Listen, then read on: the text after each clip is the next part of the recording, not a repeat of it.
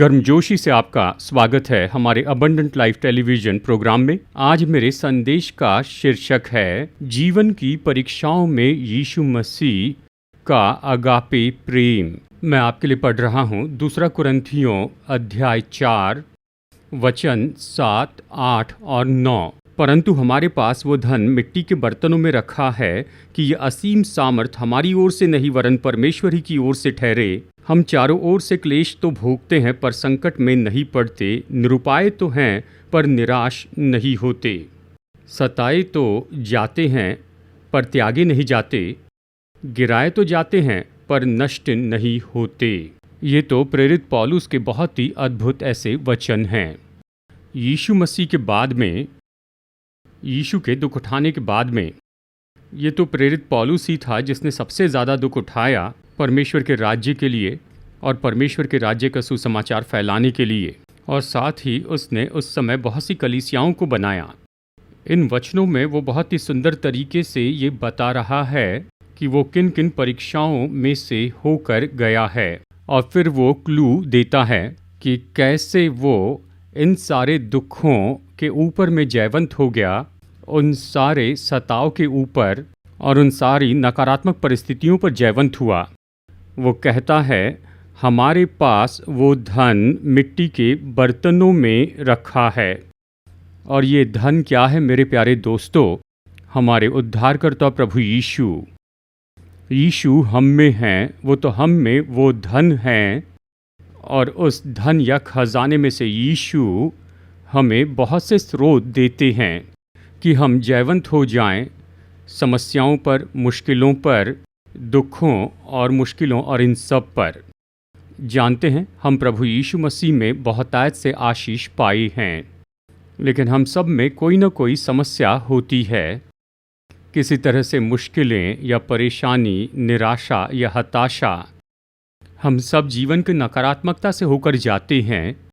लेकिन आज हमारे प्रभु यीशु मसीह की प्रतिज्ञा यही है कि मैं तुम्हारे साथ हूँ और मैं तुम में हूँ, और मैं तुम्हें अपने सारे स्रोत दूंगा ताकि कि तुम केवल इन नकारात्मक परिस्थितियों से ही नहीं निपटोगे, केवल परेशानी और दुखों पर ही नहीं, पर मैं उन सब पर तुम्हें विजय दूंगा।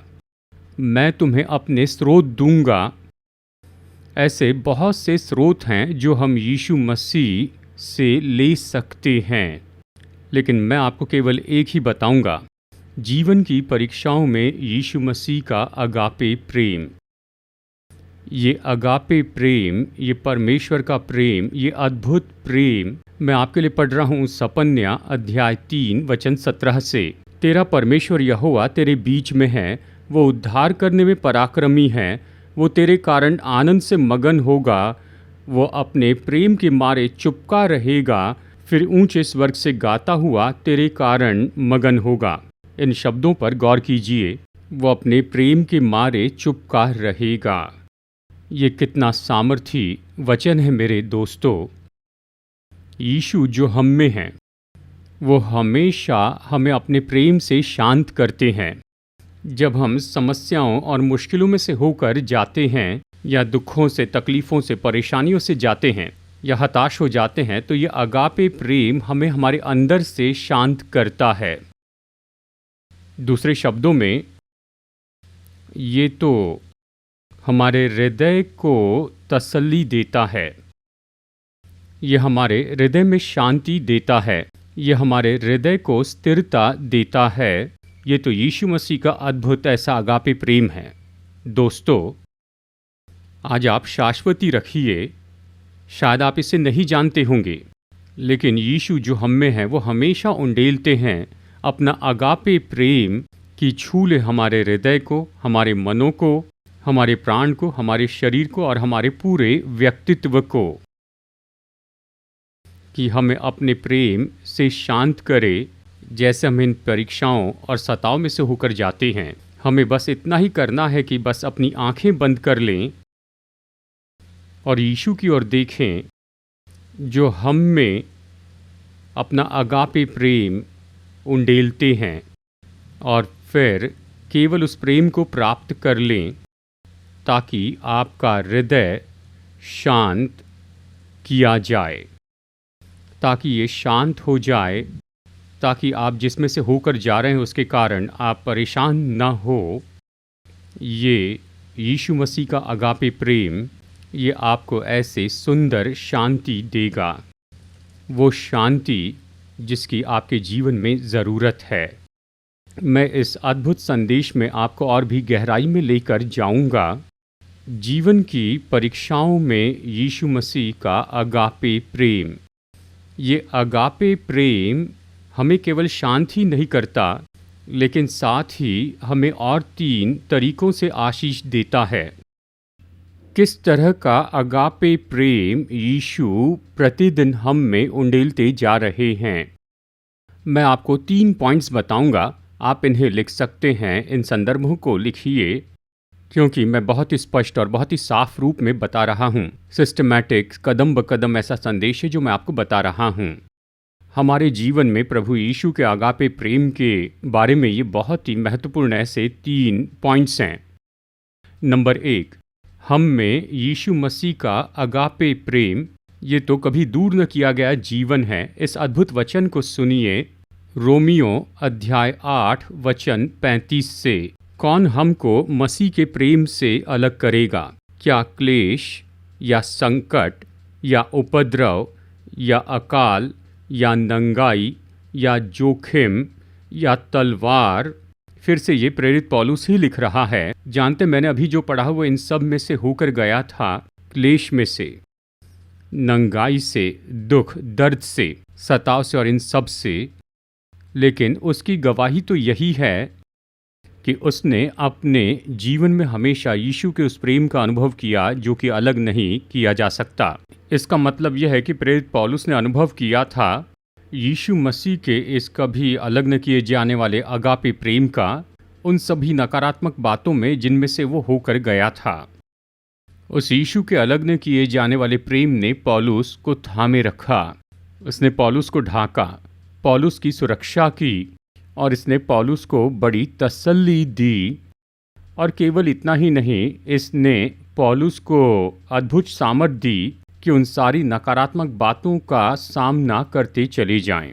प्यारे दोस्तों, प्रभु यीशु आप में रहते हैं और मुझ में रहते हैं। शायद आप ऐसे बहुत बड़े तनाव और दबाव से होकर जा रहे हैं, या समस्याओं से, संबंधों में या वैवाहिक जीवन में या व्यक्तिगत जीवन में, आपकी नौकरी में, आपके व्यापार में, आपकी सेवकाई में, चाहे जो भी क्षेत्र हो जिनमें से आप जाते हैं। मैं जानता हूँ क्योंकि मैं भी उनमें से जाता हूँ। तो वो शाश्वती जो यीशु मसीह हमें देते हैं इस संदेश के द्वारा, वो ये है, कभी अलग न किया जाने वाला यीशु का प्रेम जो कि हम में है, ये हमें कभी यीशु से अलग नहीं कर सकता उन सभी परीक्षाओं में जिनमें से हम होकर जाते हैं। वो हमें थामे रहेगा। और ख़ास करके लिख लीजिए, जैसे हम जीवन की परीक्षाओं में से जाते हैं तो यीशु मसीह का ये अगापे प्रेम, ये हमें यीशु की उपस्थिति देता है। और वो उपस्थिति, वो निरंतर हम में वो अगापे प्रेम उंडेलते चली जाती है। चलिए, यहाँ पर मैं एक सुंदर वचन भाग पढ़ता हूँ कि वो उपस्थिति क्या करेगी, कि हमें यीशु के प्रेम से भर दे। 2 कुरिन्थियों अध्याय 6 वचन 16 और 17। मैं उनमें बसूंगा और उनमें चला फिरा करूंगा, और मैं उनका परमेश्वर हूँगा और वे मेरे लोग होंगे। इसलिए प्रभु कहता है, उनके बीच में से निकलो और अलग रहो, और अशुद्ध वस्तु को मत छुओ, तो मैं तुम्हें ग्रहण करूँगा, और मैं तुम्हारा पिता हूँगा और तुम मेरे बेटे और बेटियाँ होंगे। ये सर्वशक्तिमान प्रभु परमेश्वर का वचन है। कितना अद्भुत ऐसा वचन है। सबसे पहले यीशु कहते हैं, मेरी उपस्थिति तुम में होगी, मैं तुम में वास करूँगा। किस लिए? कि उस अगापे प्रेम को उंडेलते जाऊं हर एक दिन। हमें बस इतना ही करना, उस प्रेम पर भरोसा करना है। जब उस प्रेम पर भरोसा करेंगे तो उस प्रेम का अनुभव करेंगे। और फिर यीशु कहते हैं मैं उनमें चला फिरा करूँगा। प्यारे दोस्तों, ये सच में कितनी अद्भुत आशीष है। यीशु की उपस्थिति हमारे साथ चलती है जहाँ भी हम जाते हैं। जैसे कि हम जानते हैं, जैसे हम अपने उद्देश्य पूरे करते हैं, अपनी पढ़ाई करते हैं, अपनी सेवकाई करते हैं, नौकरी करते हैं, ये सब जहाँ हम जाएं वो उपस्थिति हमारे साथ में जाती है। वो उपस्थिति क्या करेगी? हम जहाँ भी जाते हैं वहाँ पर वो उपस्थिति जाती और यीशु के प्रेम को उंडेलती जाती है। केवल इतना ही नहीं, ये यीशु की सुरक्षा को हम पर उंडेलती है। जानते हम दुष्ट की शक्तियों से घिरे होते हैं, नकारात्मक शक्तियों से घिरे होते हैं, जीवन में बहुत से खतरों से घिरे होते हैं, लेकिन यीशु मसीह की वो उपस्थिति वो उन सारे खतरों को दूर करती है और हमें बहुत ही अद्भुत सुरक्षा प्रदान करती है। और फिर ये वचन कहता है मैं उनका परमेश्वर हूँगा। परमेश्वर, मैं उनकी सारी ज़रूरत पूरी करूँगा, मैं तुम्हें तसल्ली दूंगा, तुम्हें प्रोत्साहित करूँगा, मैं तुम्हें अपनी शांति दूंगा, मैं तुम्हें अपनी शांति से भर दूंगा। फिर वचन कहता है मैं केवल तुम्हारा परमेश्वर ही नहीं हूँगा, लेकिन मैं तुम्हारे लिए पिता हूँगा, मैं तुम्हारा पिता हूँगा। कितनी बड़ी शाश्वती। जानते हमारे पिता हमसे बहुत ही प्रेम करते हैं, लेकिन हमारे पिता का प्रेम और यीशु का प्रेम तो अलग है। यीशु का प्रेम तो अगापे प्रेम है। तुम मेरे बेटे होंगे, तुम मेरी बेटियां होंगे। जैसे कि हमें परमेश्वर ने गोद ले लिया है कि हम उसके बेटे और बेटियां हो जाएं, और परमेश्वर बाध्य होते हैं कि हमें आशीष दे।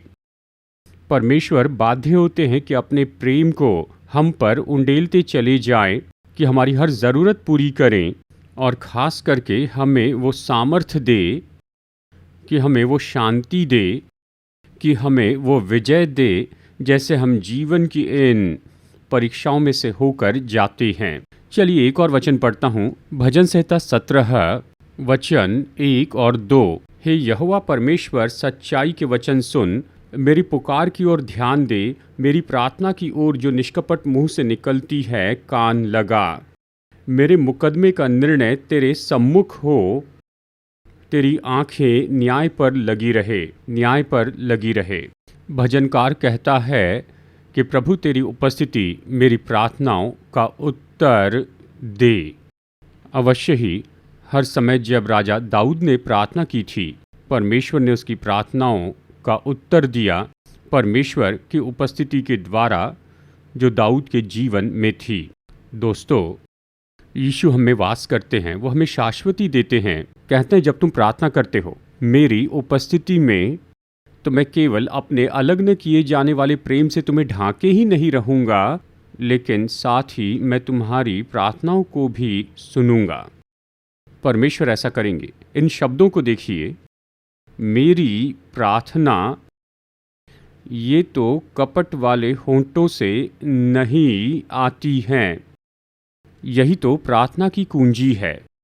यदि हमारे हृदय में किसी तरह कपट है, यदि हमारे होंठों पर कपट है, यदि हमारे मन में कपट है, तो ये प्रार्थना के लिए रुकावट है। दोस्तों, देखिए, जब परमेश्वर हमारी प्रार्थनाएं सुनते हैं, वो ये देखते हैं कि ये प्रार्थना किस तरह के होंठों से आ रही है। जानते हैं, हम सब गिर जाते हैं, हम गलती करते हैं। इसलिए जब भी आप प्रार्थना करते हैं, तो बस अपने हृदय को देखिए और कहिए, यीशु, मैं आपके पास पश्चाताप के साथ आता हूँ। यदि मुझ में कोई कपट है तो मुझे माफ़ कीजिए। मैं अपने पापों का अंगीकार करता हूँ। कृपया मुझे क्षमा कीजिए, मुझे धो दीजिए, शुद्ध कीजिए, मुझे साफ कीजिए। अब जब एक बार ये शुद्धिकरण हो जाता है, तो ये कपट दूर हो जाएगा, और निश्चय ही यीशु मसीह का ये अगापे प्रेम हमारी प्रार्थनाओं का उत्तर देगा। प्यारे दोस्तों, तो चलिए मैं आपको अभी दूसरे पॉइंट में लेकर चलता हूँ, और वो ये है कि यीशु मसीह का अगापे प्रेम तसल्ली देने वाला प्रेम है। मैं आपके लिए पढ़ता हूँ यूहन्ना अध्याय 11 वचन 35। यीशु रोया। यह ऐसा वचन है जो पूरी बाइबल में सबसे छोटा वचन है, लेकिन ये बहुत ही अद्भुत ऐसा वचन है मेरे दोस्तों। हम सब इसका संदर्भ जानते हैं। बैथनी में ये परिवार था। 2 बहनें थी, मरियम और मार्था, और उनका भाई लाजर था। वचन हमें बताता है कि यीशु इस परिवार से बहुत ही ज़्यादा प्रेम रखते थे और ये परिवार भी यीशु से प्रेम रखता था। लेकिन फिर अचानक लाजर बीमार हो गया। मरियम ने यीशु को संदेशा भेजा और कहा, लाजर जिससे आप प्रेम करते हैं वो बीमार है, यीशु आकर उसे चंगाई दीजिए। लेकिन यीशु मसीह तुरंत नहीं आए, उन्होंने देरी की और वो 3 दिनों के बाद आते हैं और उस समय तक लाजर मर गया था। इसके लिए कारण है क्योंकि यीशु के लिए कुछ भी असंभव नहीं है। जब यीशु ने उनसे कहा, यहाँ तक कि लाजर की मृत्यु के पहले ही, ये बीमारी मनुष्य के पुत्र की महिमा के लिए आई है। ये नहीं कि यीशु ने उसे बीमार किया था, ये स्वाभाविक रूप में आई, लेकिन यीशु ने उस बीमारी को अपनी महिमा के लिए उपयोग किया और वो बीमारी तो उसे मृत्यु में ले गई। और उस समय भी यीशु ने इस तरह कहा, ये बीमारी और ये मृत्यु तो मेरी महिमा के लिए आई है। हम सब ये कहानी जानते हैं। आखिरकार यीशु वहाँ आए और वो लाजर को मृत्यु में से जिलाते हैं। और तब यीशु ने कहा कि मैं ही पुनरुत्थान और जीवन हूँ, कि उन्हें ये बताए कि यीशु पुनरुत्थान और जीवन है। केवल यहाँ इस पृथ्वी पर ही नहीं, लेकिन यीशु पुनरुत्थान और जीवन है उस पूरे अनंत काल में हम सबके लिए जो उद्धार पाए हैं। यही तो संदर्भ है। मैं आपको यही बात बताना चाहता हूँ। जब लाजर मर गया, जब मरियम और मार्था फूट फूट कर रो रही थी, यीशु उनके पास आते हैं और यीशु उनके साथ रोते भी हैं। दोस्तों, जानते हैं उन आंसुओं के द्वारा यीशु ने बहुतायत से मरियम और मार्था को तसल्ली दी। हम ये जानते हैं, जब हम रोते हैं, जब दर्द होता है, जब हानि होती है, तब कोई हमारे पास आता है और वो हमें अपनी बाहों में भरते हैं और वो हमारे साथ में आंसू बहाते हैं कि वो अपने प्रेम और तसल्ली को दिखाएं, और ये तो हमें बहुत बड़ी तसल्ली देता है। तो यीशु ने उन आंसू बहाने के द्वारा मरियम को बहुतायत से तसल्ली दी थी। उसने कहा, मरियम, इस दुख में मैं तुम्हारे साथ हूँ, तुम अकेली नहीं हो और मेरा प्रेम तुम्हें निरंतर ढांके रहेगा और मेरा प्रेम निरंतर तुम्हारी सहायता करेगा, निरंतर तुम्हें तसल्ली देगा, तुम निराश न हो। दोस्तों, यदि आप में से कोई यदि इस तरह की परिस्थिति में है जैसे मार्था और मरियम थी, तो यीशु आपके पास आकर आपसे कहते हैं, मैं तुम्हारे साथ हूँ, मैं तुम्हारे दुख में सहभागी होता हूँ, मैं तुम्हारे दर्द को जानता हूँ, मैं तुम्हारे दर्द को जानता हूँ, इसलिए मैं मेरे आंसू बहाता हूँ, क्योंकि मैं अपने हृदय में उस दर्द को महसूस करता हूँ। दोस्तों, यही तो यीशु मसीह का अगापे प्रेम है।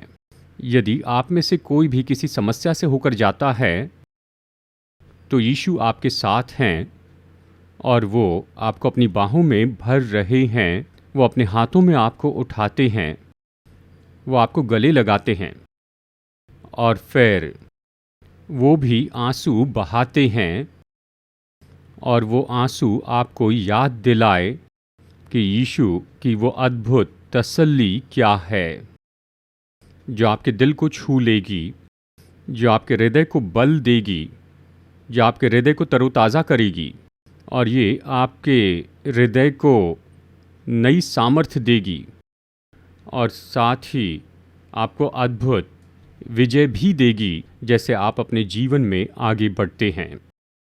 तो चलिए मैं परमेश्वर के वचन से आपको प्रतिज्ञा वचन देता हूँ। यशायाह अध्याय 51 वचन 3। यहोवा ने सिय्योन को शांति दी है, उसने उसके सब खंडरों को शांति दी है। वो उसके जंगल को अदन के समान और उसके निर्जल देश को यहोवा की वाटी के समान बनाएगा।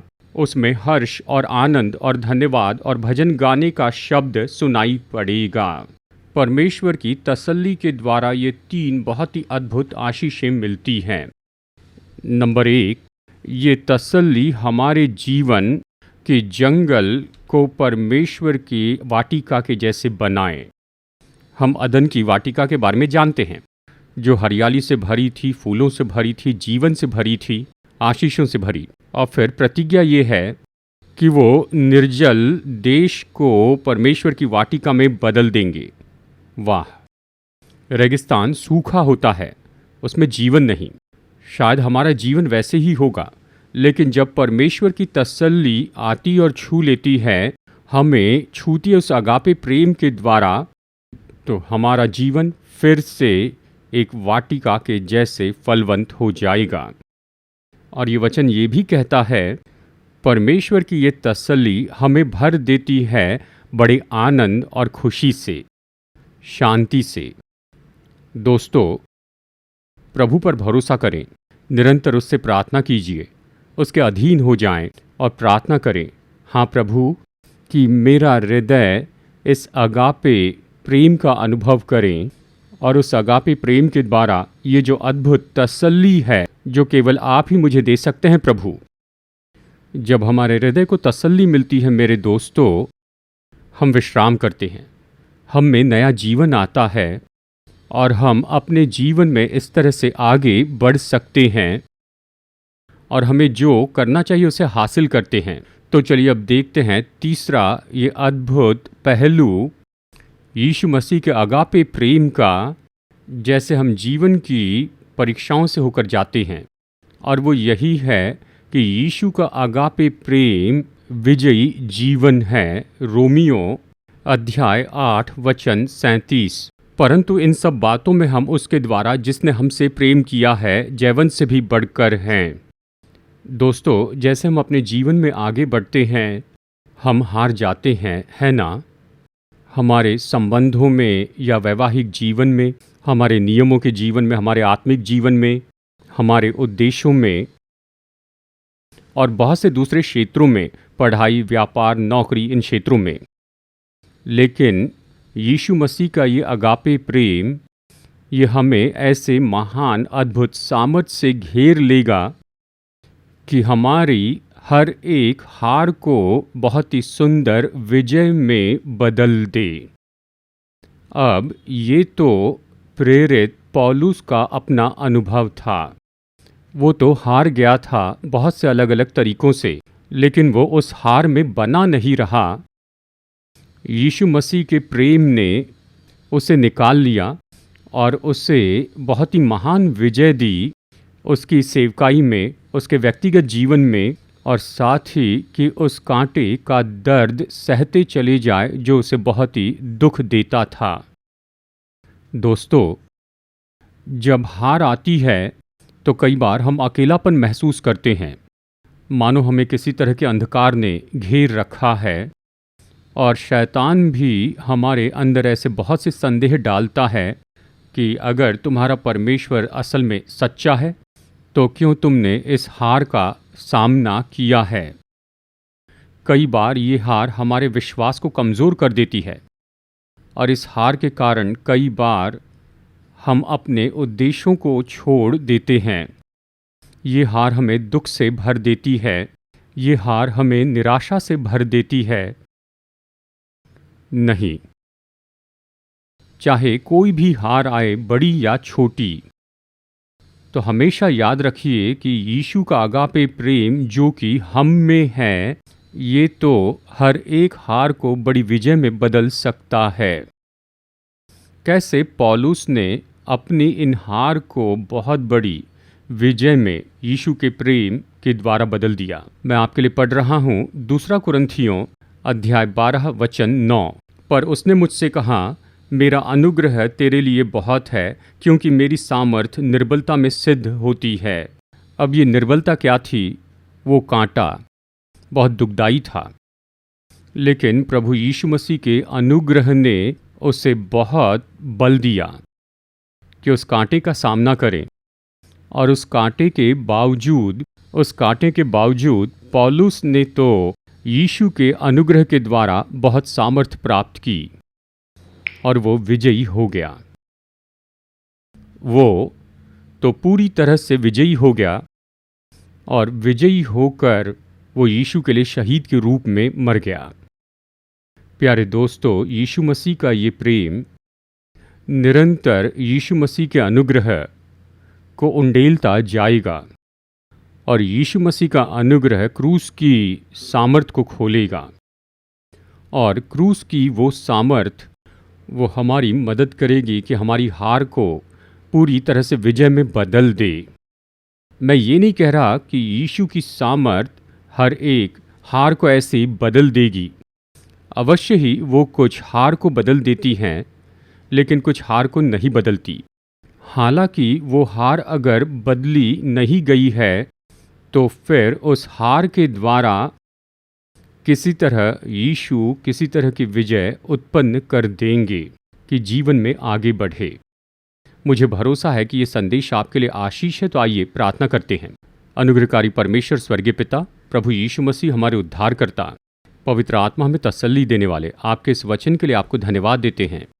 धन्यवाद यीशु कि आप अनंत काल तक हमसे प्रेम रखते हैं। आपके इस प्रेम के लिए धन्यवाद जो हमें शांत करता है। वो कभी अलग न किया जाने वाला प्रेम, तसल्ली देने वाला प्रेम, ये विजयी बनाने वाला प्रेम, मैं आपके लोगों के लिए प्रार्थना करता हूँ। यीशु, निरंतर आप इन्हें अपने अगापे प्रेम से ढांक कर रखिए। इनके मन और इनके हृदय में इसे लिख लीजिए और आपके कभी अलग न किए जाने वाले प्रेम से हर तरह से आप इन्हें आशीष दीजिए। अपने प्रेम के द्वारा इन्हें तसल्ली दीजिए और साथ ही इन्हें विजय दीजिए। इनके जीवन के हर एक क्षेत्र में इस अगापे प्रेम के द्वारा इन्हें बहुत ऐसे आशीष दीजिए। इस प्रोग्राम पर आशीष दीजिए, अपने दास को आशीष दीजिए और इस प्रोग्राम को सपोर्ट करने वाले सभी लोगों को आशीष दीजिए, क्योंकि हम हमारे उद्धारकर्ता प्रभु यीशु के नाम में मांगते हैं। आमीन। हमारे उद्धारकर्ता प्रभु यीशु मसीह के नाम में आप सभी लोगों को अभिवादन। दोस्तों, कृपया कर आप इस वीडियो को देखिए जो हमारी सेवकाई के बारे में पूरा विवरण देता है। ये सेवकाई तो स्थापित की गई है हैदराबाद, भारत में, और हम 6 महान सेवकाइयों में जुड़े हैं। हर साल हम पास्टर्स के लिए 2 कॉन्फ्रेंस करते हैं। लगभग 130 पास्टर्स आते हैं। हम उन्हें मसीह सेवकाई के अलग अलग दृष्टिकोण के बारे में ट्रेनिंग देते हैं। हम उनकी यात्रा का खर्च चुकाते हैं, रहने खाने की सुविधा देते हैं, हम उन्हें किताब भी देते हैं और साथ ही हम उन्हें नए कपड़े भी प्रदान करते हैं जैसे वो अपने घर लौटते हैं। और चौथी सेवकाई है एमोरी मिशन हॉस्पिटल, जिसके द्वारा हम अद्भुत सेवकाई कर रहे हैं। ऑर्थोपेडिक में, गायनेकोलॉजी और ऑब्स्टेट्रिक्स में बहुत से गरीबों की सेवा करते हैं। हर महीने हजारों गरीब ऐसे मरीज पा रहे हैं। बहुत ही उत्तम मेडिकल सहायता इस एमोरी हॉस्पिटल के द्वारा। नंबर 5, हमारे 3 अच्छे चर्च हैं जिनके द्वारा हम अच्छी सेवकाई कर रहे हैं और बहुत से लोग अपना जीवन प्रभु को दे रहे हैं और इन चर्च में प्रभु का वचन प्रचार किया जाता है। ये इन्हें बल देता है और इनकी मदद करता है कि ये अपने आत्मिक जीवन में बढ़ते जाएं। और हर महीने हम कुछ गरीब परिवारों को ऐसे ही चुनकर उन्हें देते हैं चावल, दाल और दूसरे अनाज। कृपया हमारी सेवकाई के लिए प्रार्थना कीजिए।